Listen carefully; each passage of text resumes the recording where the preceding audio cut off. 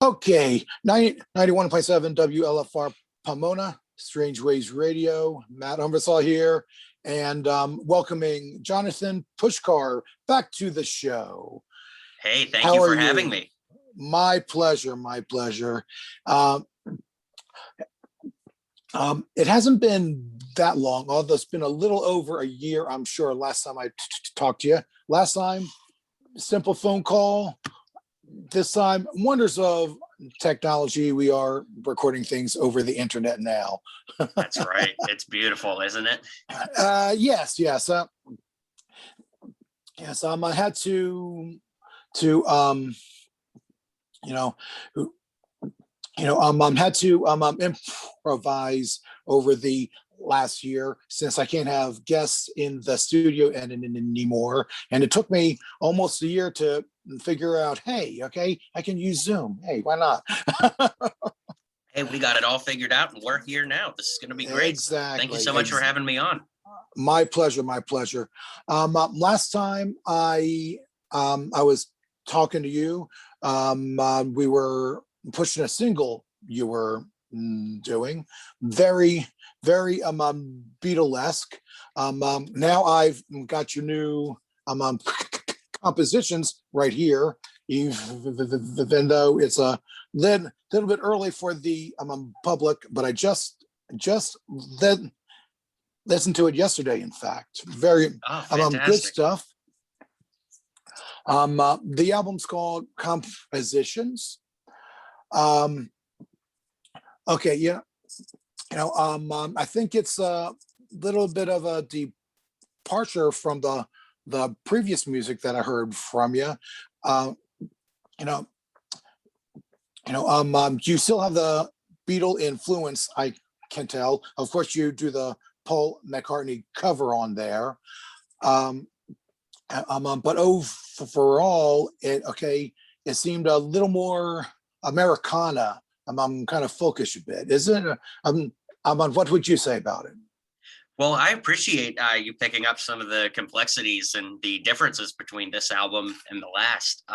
This album is my second one, and it was really fun to do compared to the first because it was more of a challenge this time around, right? So the first album was all songs I'd written from about the age of 16 to age 23 or so. And this album was all songs that I wrote between September of 2019 and maybe early summer of 2020. So, a little bit shorter of a time window, and it has a little bit of a time capsule feel in that way, right? Because all the songs were written in the same go. And that's actually where the album theme and title came from, Compositions. Of course, The album cover looks like a composition notebook. And, exactly. The idea was, I found myself staring at blank pages of paper a lot as I was making the album, and every song started the same way, and then they all turned into one compositions movement, if you will. So that's that. But yeah, you mentioned some Americana vibes. I actually don't really listen to very much Americana, but I do live here in Nashville, Tennessee, and maybe there's just a little something in the water that gave this album a little bit more of a Southern twist than the first one had. But tracks like Gonna Be All Right, even Making Plans, of course, Just Friends is a straight up country song. So, there's definitely a little bit of Southern vibe in here. I'm glad you picked up on that. Good. All right. All right. Speaking of the album cover, one of the other DJs in our actual program manager, also Bill,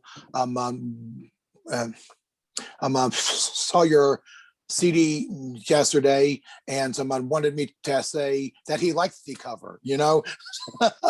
I'm simple enough, but it's cool. Oh, well, that's fantastic. Yeah, very good. Yeah, it's like an old notebook you might have had in high school or something, and then when you open it up, it's like notebook paper on the inside too. So a lot of fun. Cool. Very cool to do. Nice. A little bit of a concept behind it. Nice. My pleasure. Okay, so for those of our listeners that might have missed your first interview with us here, tell us a little bit How about yourselves? So self, I mean, excuse me. Yeah, no worries. So my name's Johnathan Pushkar. I'm 25. I live here in Nashville, Tennessee, and I'm definitely a certified Beatle maniac, as it were, big Beatles fan. But when I'm describing my music to people, I always ask people if they've seen the Tom Hanks movie, That Thing You Do. And if they say yes or no, my answer is pretty much everything I write sounds like it could have been in that movie. When I sit down to write music, a lot of times I find myself thinking like, okay, if I were writing the soundtrack for a sequel to That Thing You Do, what would it be? And, sometimes my music comes out like that, but definitely a big fan of, 50s rock and roll, 60s rock and roll, and a big, big Fountains of Wayne fan. So all of that put in a blender together, and that kind of turns out to be my sound. Awesome, awesome. And are you originally from Nashville, or are you a transplant? I am a transplant, and yeah, that's what people call us down here too. But I've yeah. been here Oh, for about really? 7 years now. Uh-huh. So pretty significant portion of my life at this point. But I grew up just south of Pittsburgh, Pennsylvania, in an area called North Huntington, or Greensburg, Pennsylvania. Greensburg, Pennsylvania, of course, is famous for launching Tommy James of Tommy James and the Shondells. Oh yeah, wonderful, nice. Yeah. Nice. Okay, so okay, and of course, the Beatle influences obvious. There is that. Was that the first inspiration for you? What was the main impetus for you to pick up a guitar? Yeah, I mean, the Beatles were definitely big. Some friends and I started a band in middle school. Probably would have been, 13 or so at the time. And we realized, hey, none of us were really athletes, but, we could play guitars, and guitars, brought girls, or at least that's the way it looked on TV. So we got into that, and then we started doing all Beatle covers. And so we became a teenage Beatles tribute band. I was actually Ringo at the time. I was playing drums. And I played drums in that band all through high school, and it led to some cool experiences, playing at the Hard Rock Cafe, opening for Joey Mullen, some very, very cool opportunities for, young teenagers in Pittsburgh. But that's where it all started, playing Beatle music. And, my bandmates at the time were fantastic. We were really doing the cool teenage Beatle thing, but they kind of went forward and got interested in, more modern music of the time, your Blink-182s and things like that. And I kind of went backwards and got interested in Buddy Holly and Carl Perkins and, that kind of sound. And I kind of ended up living there and loving that 50s and 60s stuff. And, that's kind of led me to where I'm at these days with what I'm doing here. So. Nice. Okay. And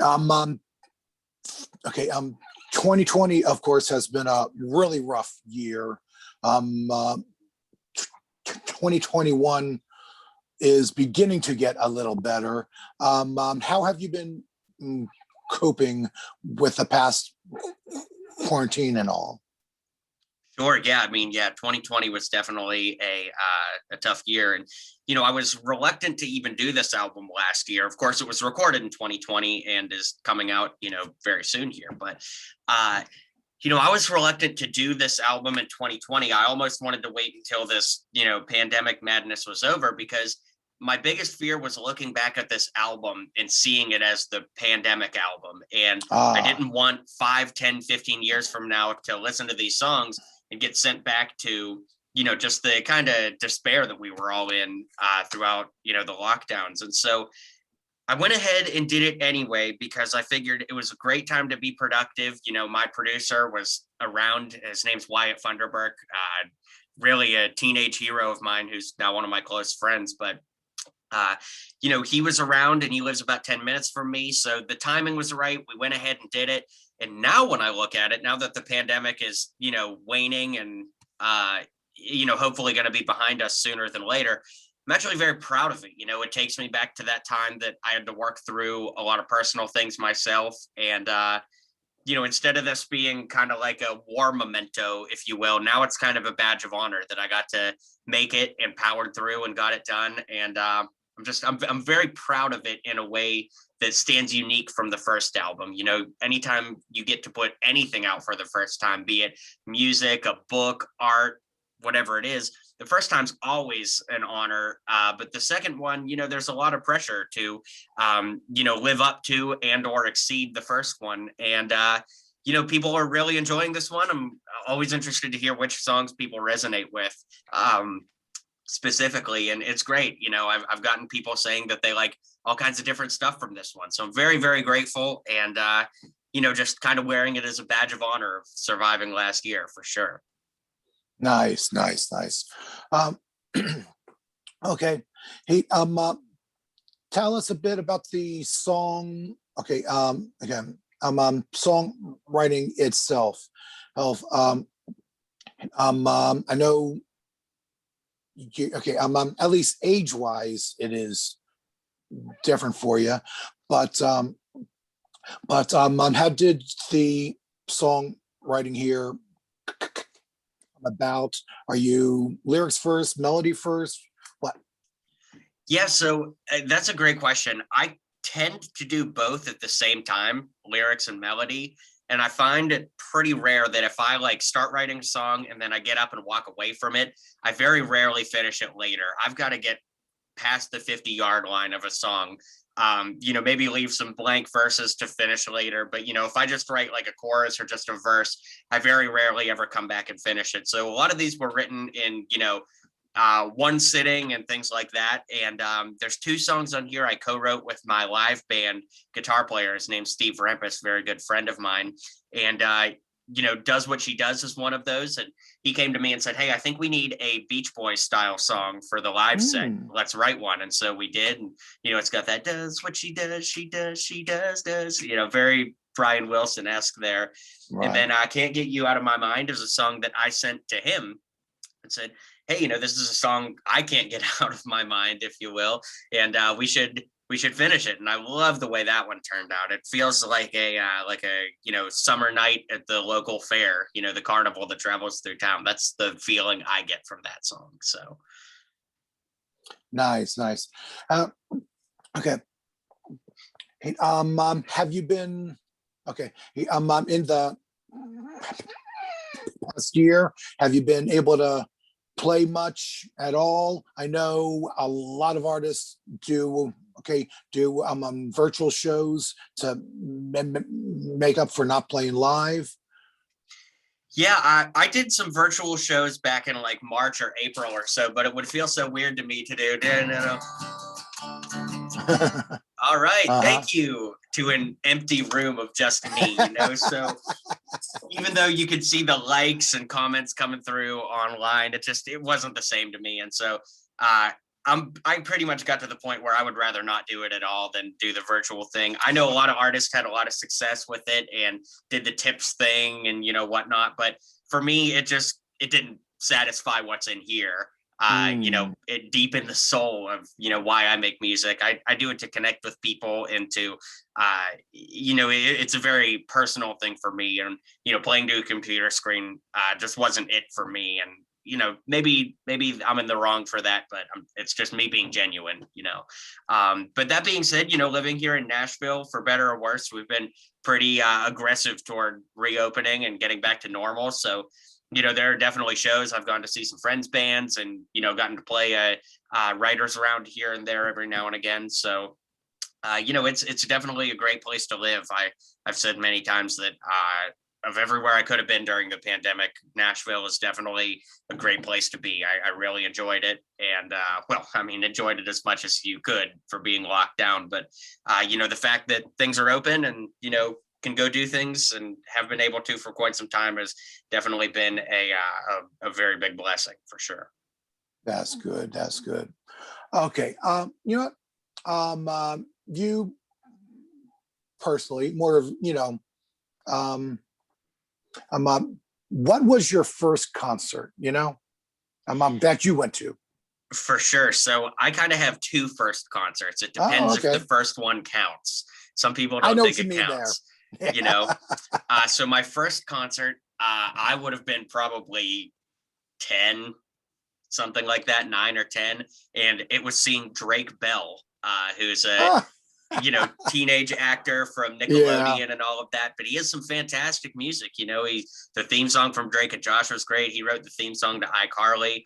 His first album, Telegraph, is probably a top 20 album for me. I just love that album. And so Hmm. some people don't think that counts because it was like, you know, relatively small potatoes. It was at a, local baseball field about an hour from my house. It wasn't like a big, Paul McCartney style concert. So if that counts, then that was my first concert. If that doesn't count, then it was seeing Aerosmith in 2010 with ZZ Top as the opener.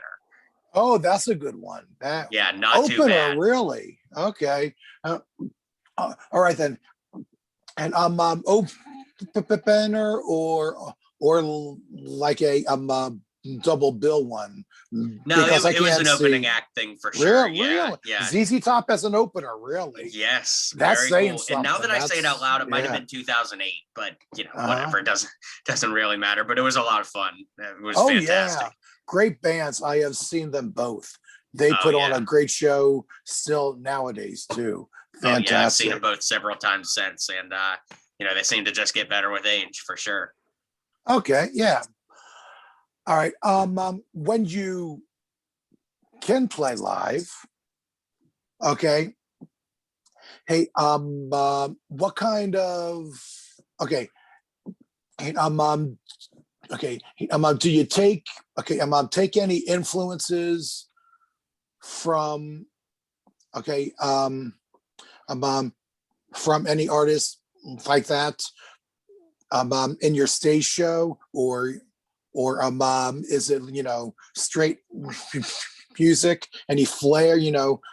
Any performance that you might pull from? Let's say. Yeah, that's a great question. I like that one. I'm not gonna sit here and tell you that I take any stage cues from Steven Tyler. I mean, pick any two of my songs, and that showmanship wouldn't really match my style. But my guys and I, we dress up. Like dress shirt and tie at the very minimum. Sometimes the sport coat jacket or vests or something to that degree. But for me, I always see performing as a great opportunity.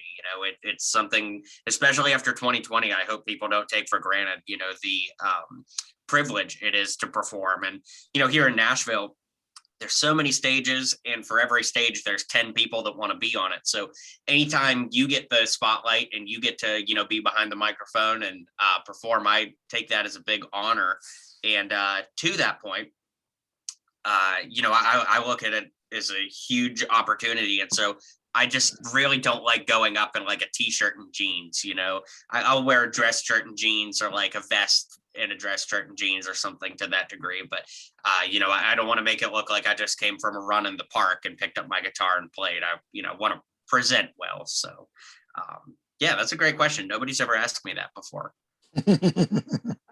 All right. Are there any songs on the new album that you're looking forward to playing live then? Oh, for sure. Yeah. I mean, there are several. Any Second Now, which is the intro song, is really explosive. It's a lot of fun. Just Friends is a very country styled song. I kind of call it like country in the vein of like, I Don't Want to Spoil the Party from the Beatles. It's like, it's not country, but it's definitely Southern, but I call it country just for simplicity's sake. But I'm really excited about that one. Does What She Does is a lot of fun to play. Again, you got those kind of Beach Boy backing vocals on there. That's really cool. So yeah, those are some of the ones that come to mind immediately that I'm really excited to see how crowds react to those in person. Yeah, nice. Speaking of the country or Americana influence, of all Paul McCartney covers that you chose, right? I thought Junior's Farm was some kind of telling there also, being more more of a rural song. Sure. Yeah, that's very I like that. That's very insightful. So Junior's Farm does appear on this album. It's a Paul McCartney song I've always loved, but I have a very special guest on the song, Jeff Britton, who was the original Oh, drummer for Wings at that time. So the original drummer from McCartney's Junior's Farm is playing on my version, which is oh, that's uh, fantastic. yeah, thank you. Thank you. So Nice, really cool to nice. have some McCartney royalty on here. And Jeff has become a very, very dear friend of mine. And, he's just amazing, amazing friend. And he played on Junior's Farm as well as 3 originals of mine on the album too. So, there's 11 songs and he's on 4 of them. So nearly half the album is Jeff. And it's very, very cool. So, yeah. Uh, he played on Junior's Farm, but of course, because of the lockdown, it was virtually, if you will. He Mhm. recorded it from Europe and sent me the tracks back, and we mixed it all here. But the plan is to kind of do a revved up live version at some point after all this is over and when he can come back to Nashville. The significance and how we met, of course, is Wings recorded Junior's Farm here in Nashville in 1974. They were staying in an area called Lebanon, Tennessee, about an hour or so outside of downtown. And like I said, Jeff was the drummer at that time. So in 2019, Jeff came back to Tennessee for the 45th anniversary of Junior's Farm. And I got to spend some time with him while he was here. We got to go visit all the local haunts that he used to go to with Paul back in the day. And of course, we actually went back to the property they stayed at, which was owned by Junior Putman. And of course, that is Junior's Farm, right? So they wrote it about the place they were staying. And I got to go back there with Nice. Jeff. And my first album was not out yet at the time, but I gave it to him. And Jeff said, "Oh my gosh, I love this music. The only thing I don't like about it is the fact that I didn't get to play on it." And I said, "Well, the second one's in the works and we can make that happen." And the plan was for him to be here in Nashville and we were going to cut it all live. But of course, the pandemic happened and stopped that from happening. But technology perseveres and we were able to do it digitally. So very, very big honor to have such an influential drummer to me and such an awesome legacy point of, Paul McCartney's career to, be on my album. It's pretty stunning getting to talk about it, actually. That is fantastic. I was just playing playing some Wings on my show recently. He we were just part of Vinylthon, all right, Oh, which cool, is cool, yeah, cool. so I dug out some old Wings vinyl for it. It was great, man. Yeah, Oh, that's nice. awesome. I love that. Yeah. Some So amazing stuff. Massively definitely, underrated. definitely. Oh, all right. Okay. Are there are there any other artists or your band you would like to mention that played on your album here? Yeah, we've got lots of great people. So, Jeff certainly takes the top billing as far as the special guests are concerned. But on the first track, Any Second Now, that features drummer Sandy Gennaro, who's a very, very good friend of mine. He played on all the Cyndi Lauper hits. He played with Joan Jett, Bo Diddley. And of course, my favorite is he was with the Monkees for over a decade, the Oh, touring wow. band. So pretty amazing stories. And he's just a very, very great friend of mine. So he plays on that first track. I have my buddy Matthew Thompson on Just Friends playing some Chet Atkins, Carl Perkins style fingerpick guitar. On the song Alexandra, I have my friend Chris Rogers, who is a Little Steven's Underground Garage regular from Wicked Cool Records. He plays some zombies-inspired keyboards on there, very much in the vein of like She's Not There. And then, of course, as mentioned before, my very good friend and producer, Wyatt Funderburk, is all over this stuff. Backing vocals, bass, a little bit of synths here and there. So that's everybody. And then, of course, Wyatt's wife, Mandy, is a school teacher here, a music teacher, and she did strings. She did a string section that I wrote out for the last track. No one ever said you had to stay. So. Wow. Yeah. Fantastic, man. Thank you. Nice. My pleasure. Good. But I would say about 90% of the album is me and Wyatt just two of us. Songs like Red Eye and songs like Making Plans, it's literally just the two of us and nobody else. So it's pretty cool to think of it in that vein too, that a lot of these songs only have two people on them. Yeah. All right. Okay. Hey, have you been okay? Before the pandemic happened, of course, were you able to tour much outside of Nashville? Are there plans to in the future? Well, the thing I love about doing these interviews is it gives me a lot of perspective, right? Because, you only have first person perspective on your life and your career and things like that. And, the last interview I did was really interesting because he pointed out that my first album came out in September of 2019. And then the pandemic really started to take place in February of 2020. So just a few short months later. So Wow. I didn't really think about the fact that, we didn't get to tour too terribly much. I kind of looked at it as, okay, September turned into October, and then October turned into Thanksgiving, turned into Christmas. And, not a lot of touring happens in the late fall anyways. So I kind of was looking at it from that perspective. But it's really interesting to, have somebody point out that, well, maybe the reason not much touring happened was because of the pandemic. Of course, that is true. So I'm definitely itching to get out and play some shows. I'm not sure how extensively we'll tour. I don't see us making it to like Seattle, for example. But, doing little one-off shows here, little belt show runs and things like that certainly are not off the table as things open up here again. So very exciting for sure. Okay, great. Well, you know what? I'm definitely, if you are able to make it out to Jersey or the Philadelphia area, look sure. us up, Oh, absolutely. Yeah. Of course, I'm very grateful to be signed to Gem Records, who is, up there in New Jersey. So it's certainly feasible that, we may make it up that way and do some things. We did a John Lennon live stream concert at Daryl's house last year for the Gem Records John Lennon tribute album.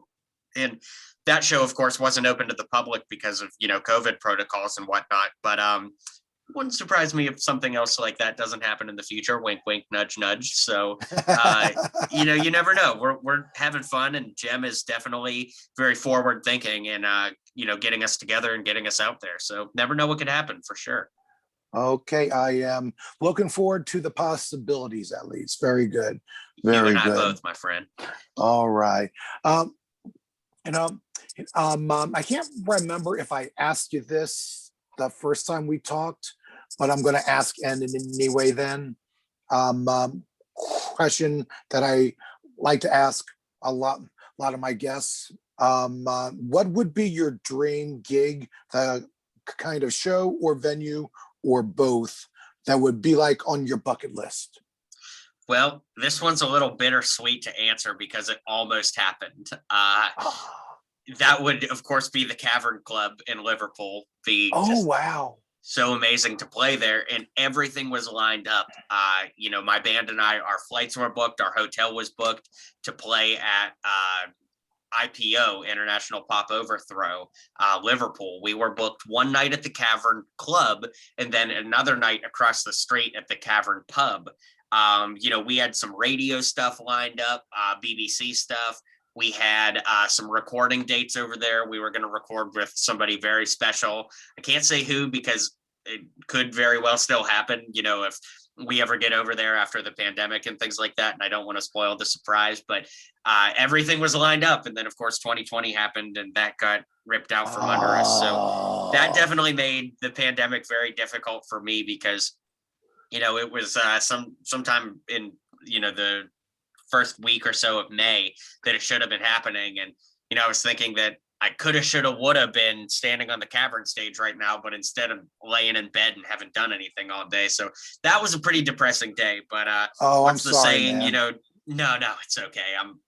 Life goes on and I'm grateful to even be considered to get to do it, even if it didn't get to happen. But, the old quote, don't cry because it's over, smile because it happened. I'm somewhere in between there because it kind of happened, but it didn't, it was supposed to happen. So, but anyways, that was definitely a tough day to get through. But, brighter days ahead and things are looking great right now. And if I'm being honest with you, I've never been happier than I am today. So, something about diamonds going through tough times, right? It's like I'm very grateful to have made it out on the other side, and I really do feel like brighter days are ahead, and things are great these days. So I've got no complaints. That is great. That is great. And hopefully things will be better after everyone gets their shots. Certainly Yeah. seems to be going in that direction. That's good. That's good. All right. Okay. Hey, right. I do want to leave plenty of time to play your music. Any particular favorites that you haven't mentioned yet? Oh, okay. On your new album?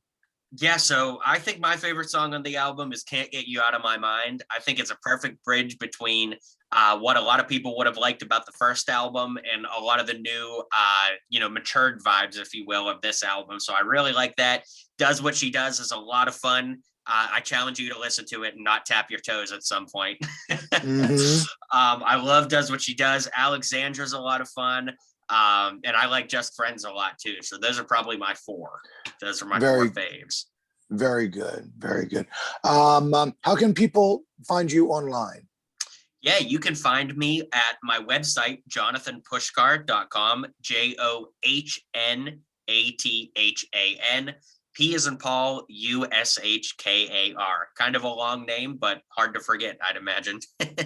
So JonathanPushkar.com. You can order my album there. Of course, my first album's on CD, and my second album is on CD and vinyl. If you order it from there, I can sign it for you and all that good stuff. I always throw in some extra goodies too, so you can get that there. But yeah, on social media, at J_Pushkar on Instagram, Johnathan Pushkar on Facebook. You can find me in all those fun places for sure. Very good, very good. I wish you the best, and I hope to see you in person one day. You know what? I'm open invitation. After all this mess is over, if you want to play live in our studio, that'd be awesome. That would be fantastic. I would love that. I will take you up on it. Of course, I'll take a rain check right now. Yes, but yes. When it all comes to pass, I would love to do that. Thank you so much, Matt. My pleasure. My pleasure. Best of luck. And we'll be getting to the music of Johnathan Pushkar in just a minute.